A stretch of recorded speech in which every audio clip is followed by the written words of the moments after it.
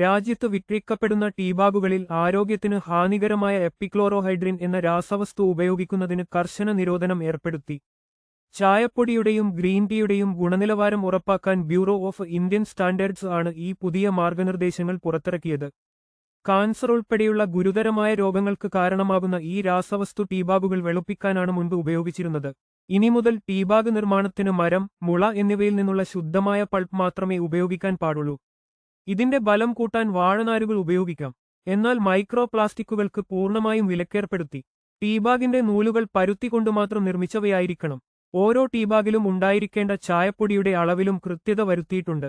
ഒറ്റത്തവണ ഉപയോഗിക്കുന്നവയിൽ 1 മുതൽ 4 ഗ്രാം വരെയും വലിയ ടീബാഗുകളിൽ 4 മുതൽ 25 ഗ്രാം വരെയും തേയില ഉണ്ടായിരിക്കണം. നിർമ്മാതാവിന്റെ പേര്, വിലാസം, ബാച്ച് നമ്പർ, കാലാവധി എന്നിവ ലേബലിൽ രേഖപ്പെടുത്തണം. ചായ നിർമ്മിക്കുമ്പോൾ ദോഷകരമായ ഘടകങ്ങൾ വെള്ളത്തിൽ കലരുന്നില്ലെന്ന് ഉറപ്പാക്കാൻ മൈഗ്രേഷൻ പരിശോധനയും നിർബന്ധമാക്കിയിട്ടുണ്ട്. ഇത്തരം വാർത്തകൾക്കായി ഞങ്ങളുടെ ചാനൽ സബ്സ്ക്രൈബ് ചെയ്യുക.